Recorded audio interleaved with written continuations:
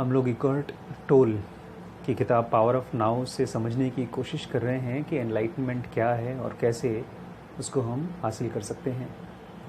अगर आप ध्यान से सुनेंगे तो आपको शायद पूरी किताब का जिस्ट मिल जाए आज।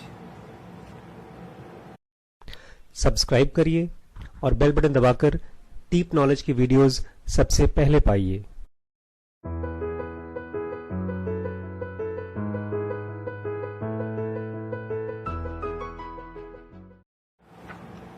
कभी ऐसा हुआ है कि किसी कपड़े को आपने बहुत दिन तक पहना हो, फिर बाद में जब वो कपड़ा आपको नहीं मिलता, जैसे अंडरगारमेंट्स होते हैं, बनियान है या तो अंडरवेयर हम लोग पहनते हैं, उसके बाद वो ना हो हमारे पास तो बड़ा अजीब सा लगता है, नहीं लगता? ऐसे अधूरा अधूरा सा लगता है।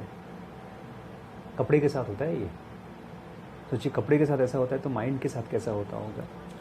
कोई पूछ रहा है इकर्ट टोल से, दो लोग एक्चुअली इस किताब को लिखने में मुझे लगता है लोगों से बातचीत की होगी उन्होंने, उसके बाद जो सवाल जवाब है उसको उन्होंने बुक फॉर्म में बनाया है।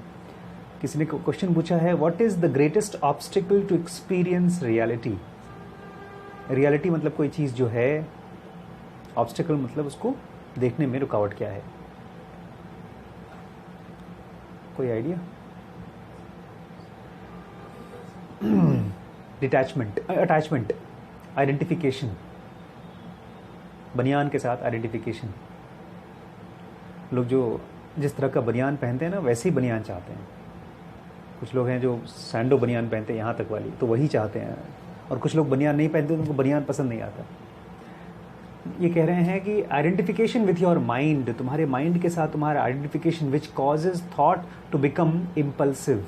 जब हम अपने माइंड के साथ आइडेंटिफाई करते हैं तो हमारे जो थॉट्स होते हैं वो इम्पल्सिव हो जाते हैं, झटके से आने वाले हो जाते हैं। Not to be able to stop thinking is a dreadful affliction. ये बहुत कम लोग जानते हैं इस चीज़ को करना, कि जब आप कुछ देर के लिए अपने विचारों को रोक नहीं सकते, ये बहुत बड़ी बीमारी है। But we don't realize this because almost everybody is suffering from it, so it is considered normal. चूँकि सब लोग हमेशा ही सोचते रहते हैं, कुछ ना कुछ करते रहते हैं, इसलिए सब लोग इसको नॉर्मल समझते हैं कि हमेशा सोचना, कभी रुक न पाना कोई बीमारी नहीं है। This incessant mental noise prevents you from finding the realm of inner stillness that is inseparable from being. इसी ने पता है, ये जो हमारे माइंड में रियलिटी के साथ चूँकि हमारा रिलेशनशिप नहीं हो पाता दिन के दौरान, इसीलिए बॉडी किसी तरह से हम लोगों को कुछ देर के लिए खटक करके अलग कर देती है। जो अंदर में एक गहरी पीस है उसके साथ हम लोग कॉन्शियसली नहीं रिलेट कर पाते। हम लोग हमेशा ऊपर के लेयर पे, जहाँ पर कन्फ्यूजन, बातचीत, बड़बड़ चलता रहता है, उसी के साथ हमेशा जुड़े रहते हैं। इसीलिए 2 घंटे के लिए, 4 घंटे के लिए, 6 घंटे के लिए हम सोना चाहते हैं। कह रहे हैं कि इसी वजह से, मेंटल नॉइज़ की वजह से आप अपने अंदर के इनसेपरेबल पीस को, एक ऐसी पीस जिससे कभी अलग नहीं होना चाहिए, आप उसको नहीं महसूस कर पाते।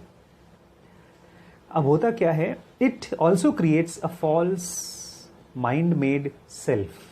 हमारी अपनी बारे में एक इमेज होती है।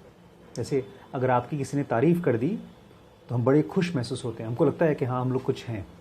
एंड वाइस वर्सा, अगर किसी ने कोई थोड़ा बहुत भी बुराई कर दी, या हम अचीवमेंट में बहुत अचीव नहीं कर पाए, जैसे मुझे कोई बोला था, अच्छा वो लड़का कैसा है, पढ़ने में अच्छा है, अगर आपको लोगों ने देख करके इज्जत देना शुरू कर दिया तो आपको एक फॉल्स सेल्फ का एहसास होना शुरू हो जाता है।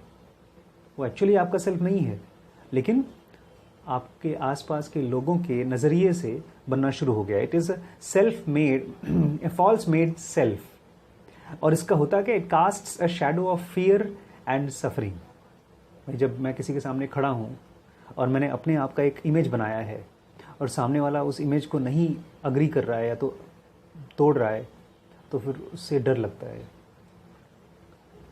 We will look at it all in the more details. बाद में हम इसको डिटेल्स में पढ़ेंगे। इकर्ट टोल बोल रहे हैं, फिलॉसफी के जो भी स्टूडेंट्स हैं वो लोग इसको, डिस्क्रिट्स नाम का एक फिलोसोफर हुआ था, बहुत रटाया जाता है स्कूलों में, मैंने भी पढ़ा है किताब में। और बताते हैं, हमारे कुछ फ्रेंड्स जो पढ़ते थे फिलॉसफी, वो लोग बताते हैं डिस्क्रिट की खूब किताबें पढ़ो, नहीं तो तुम फेल हो जाओगे एग्ज़ाम वगैरह में। लेकिन इकर्ट टोल ने कुछ ऐसी बात बताई है जो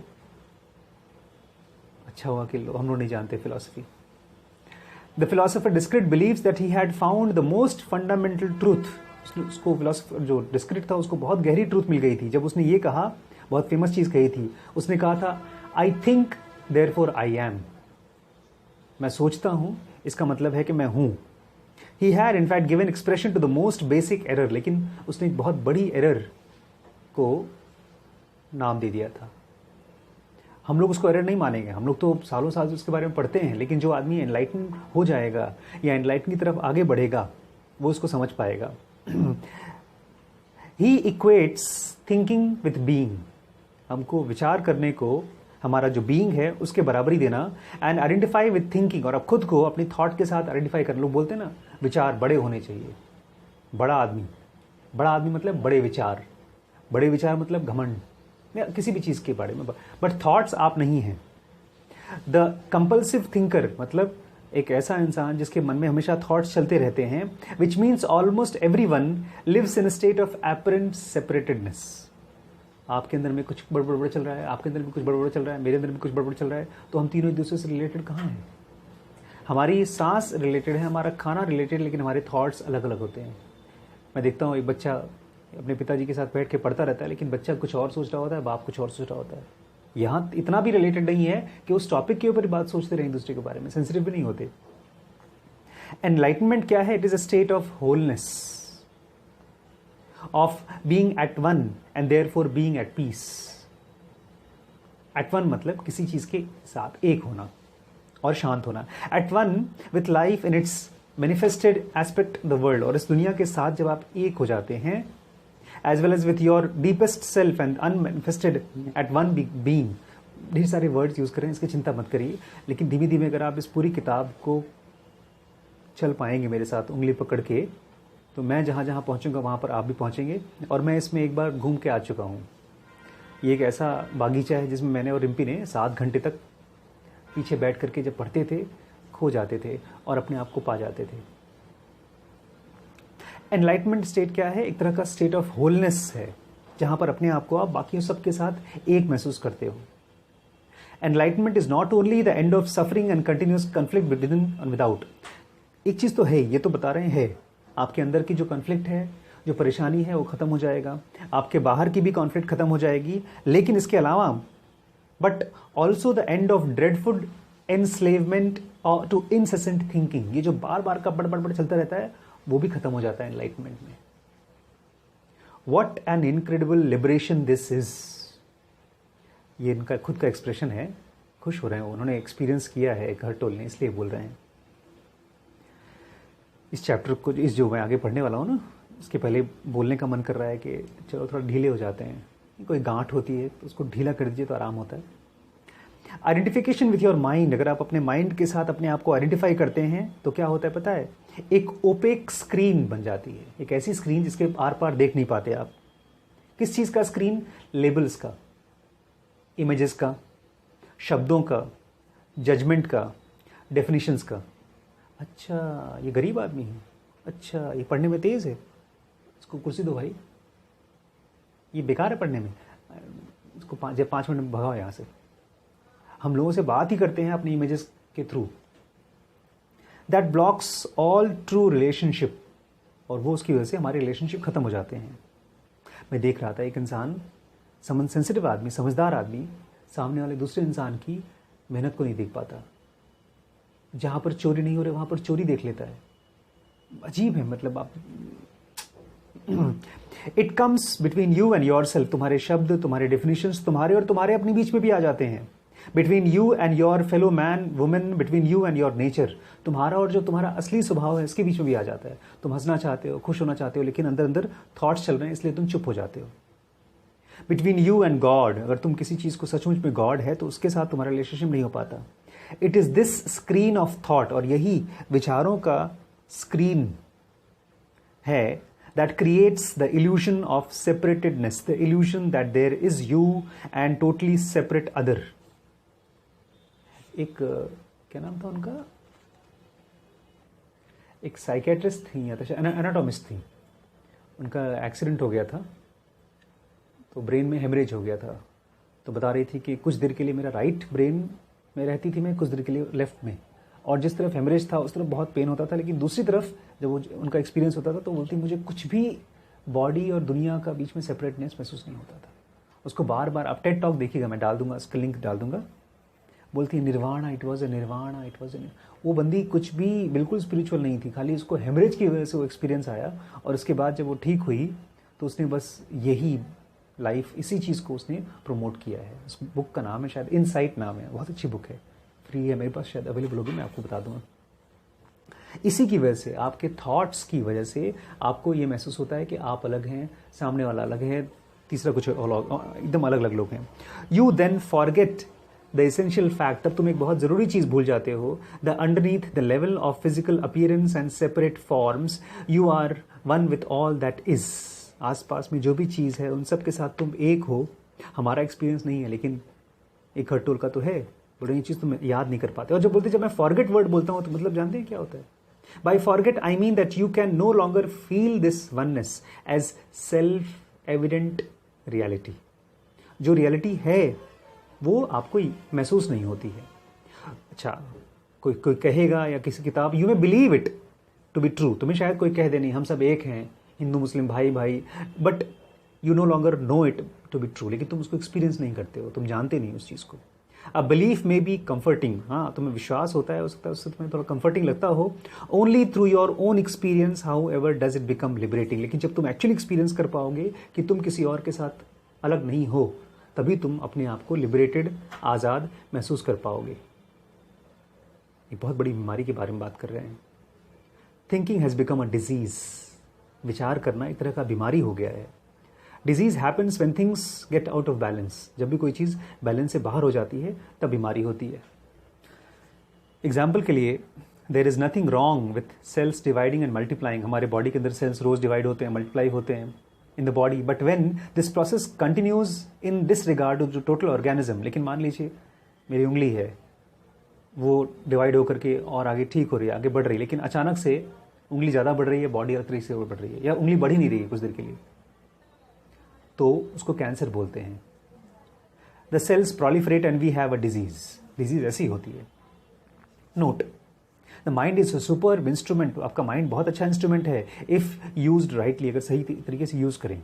और अगर गलत तरीके से यूज़ किया, however it becomes very destructive, बहुत डिस्ट्रक्टिव हो जाता है। To put it more accurately, और अगर प्रिसाइजली कहा जाए, it is not so much that you use your mind wrongly, ऐसा नहीं कि तुम अपने मन को रॉन्गली यूज़ करते हो। You usually don't use it at all, तुम अपने दिमाग को यूज़ ही नहीं करते हो, लेकिन उस तरीके से नहीं बोल रहे हैं। देखिए, योर माइंड यूजेज यू, तुम्हारा माइंड तुमको यूज करता है, and that is a disease. और जब तुम्हारा माइंड तुमको यूज करता है, वो एक तरह की बीमारी है। You believe that you are the mind, तुम विश्वास करते हो कि तुम ही तुम्हारा माइंड हो। दिस इज अ डिल्यूजन, ये एक तरह का भ्रम है। The instrument has taken over you, तुम्हारा बनियान, तुम्हारा जो माइंड है, तुम्हारा हाथ या तुम्हारी उंगली, उसने तुम्हारे ऊपर कंट्रोल कर लिया है। तो क्वेश्चनर को थोड़ा खराब लगा होगा, उसने कहा I don't agree with you, मैं आपसे अग्री नहीं करता हूँ। हाँ, it is true that I do lot of aimless thinking, मैं बहुत सी चीज़ें सोचता हूँ जिनकी ज़रूरत नहीं होती, लाइक मोस्ट पीपल, जैसे सब लोग करते हैं, but I can still choose to use my mind to get an accomplish thing. लेकिन मैं अपना मन यूज़ करके बहुत सी चीज़ें मैं कर पाता हूँ, अकम्प्लिश कर पाता हूँ, and I do that all the time, मैं बहुत बार करता हूँ। इसको तो आप कैसे कह सकते हैं कि मेरा माइंड मुझे यूज़ कर रहा है? तो ये कह रहे हैं, just because you can solve a crossword puzzle, तुम एक क्रॉसवर्ड पजल सॉल्व कर ले रहे हो, और you can build a atom bomb, doesn't mean that you use your mind. इसका मतलब ये नहीं कि तुम अपने माइंड को यूज कर रहे हो। Just as a dog loves to chew a bone, जैसे कुत्ते को हड्डी पसंद है चू करना, the mind loves to get its teeth into problems. Mind को पसंद है किसी चीज को, प्रॉब्लम को पकड़कर कुत्ते की तरह चू करता रहे। That is why it does crossword puzzles and build atom bombs. इसीलिए तुम लोग क्रॉसवर्ड पजल्स बनाते हो और एटम बॉम्ब्स बनाते हो। सच पूछे तो एटम बॉम्ब्स बनाने की जरूरत क्या है? बना रहे। You have no interest in either, तुम्हारा दोनों में कोई इंटरेस्ट नहीं है। Let me ask you this one simple question, अगर एक क्वेश्चन अपने आप से पूछो, can you be free of your mind whenever you want to? क्या तुम अपने माइंड से अलग हो सकते हो, फ्री हो सकते हो जब तुम चाहो? और have you found the off button, या तुमने अपने माइंड का ऑफ बटन खोजा है? तो क्वेश्चन में पूछ रहा है, you mean to stop thinking all together, मतलब सोचना ही नहीं? No, I can't, except maybe for a moment or two, एक आध 2 सेकंड के लिए हो, बट अदरवाइज तो नहीं। Then the mind is using you, तब माइंड तुम्हें यूज कर रहा है। अच्छा, एक बात और बता दूं मैं, ये किसी को दोष नहीं दे रहे हैं, किसी को गलत नहीं साबित करा रहे हैं, ये हेल्प कर रहे हैं हमको। अगर हम धीमे धीमे इनकी बात सुने बिना अपने आप को जस्टिफाई करें तो हम इनसे बहुत सीख सकते हैं. You are unconsciously identified with it. तुम अपने माइंड के साथ अनकॉन्शियसली आइडेंटिफाइड. जब भी तकलीफ होती है तब आइडेंटिफिकेशन होता है. एक सिंपल फार्मूला है ये, बहुत ही सिंपल फार्मूला. जब भी दुख हो इसका मतलब किसी न किसी चीज़ के साथ मैंने आइडेंटिफाई किया था. मैं पढ़ाई कर रहा हूँ, मैं डॉक्टर बनना चाहता हूँ, नहीं बन पाया, आइडेंटिफिकेशन तभी दुख. मैं जॉब कर रहा हूँ, मेरी जॉब चली गई, आइडेंटिफिकेशन दुख. मैं किसी तरह का जॉब करना चाहता हूँ, मिल गई कोई और जॉब, आइडेंटिफिकेशन. जो भी आइडेंटिफिकेशन वहाँ दुख.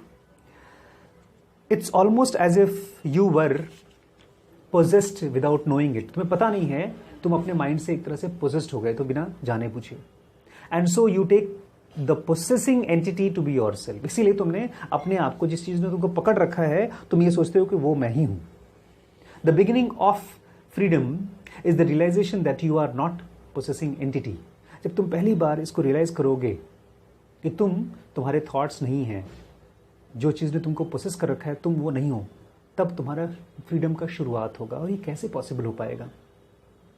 नोइंग दिस, जब तुम ये जान जाते हो, enables you to observe the entity.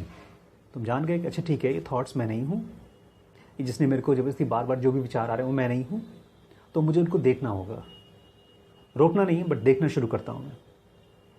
The moment you start watching the thinker, जो भी थॉट प्रोसेस चल रहा है, जब उसको तुम देखना शुरू कर देते हो, पता है एक बहुत बड़ा जादू होता है. कह रहे हैं a higher level of consciousness becomes activated. जैसे ही ऑब्जर्वेशन आता है, कोई एक बहुत higher level of consciousness activate हो जाता है, चालू हो जाता है. You then begin to realize that there is a vast realm of intelligence. एक अंदर में ही बहुत बड़ा रियल्म इंटेलिजेंस का, विचारों से अलग हट करके, beyond thought. That thought is only a tiny aspect of that intelligence. और तुम्हारे जो थॉट्स हैं वो उस इंटेलिजेंस का एक बहुत छोटा सा हिस्सा है. You also realize that all things that are truly matter. और तब तुम्हें पहली बार रियलाइज होता है, कुत्ते की तरह किसी भी प्रॉब्लम को पकड़ कर चू नहीं करते हो, तुम उन चीज़ों पर ध्यान देते हो जो सचमुच में कीमती हैं. जैसे beauty, love, creativity, joy, inner peace arise from beyond the mind. तुम्हारे थॉट्स से अलग हट करके वो चालू होता है. And then you begin to awaken. और तब तुम जगना शुरू करते हो. ये शुरुआत है अपने थॉट्स को इस तरह से देख पाना कि मैं नहीं हूँ. स्क्रू को ढीला करना. तो बोलते ना स्क्रू ढीला है क्या? हम लोग का है नहीं ढीला, हमको ढीला करना पड़ेगा रोज़ धीमे धीमे. और तरीका क्या है? घूर करके. मेरे स्कूल में जिसमें मैंने पढ़ा था उसमें तो खाली मुझे स्लेव बनना सिखाया था. मैं चाहता हूँ कि हमारे बच्चे और उनके बच्चे और उनके बच्चे जिन स्कूलों में जाएं वहाँ पर कैदी न बने, आज़ाद बने, अपने माइंड से अलग होकर के सोच पाएँ. एक नई दुनिया बनाने के लिए डीप नॉलेज को मजबूत बनाइए, डोनेट करिए. Thank you so much.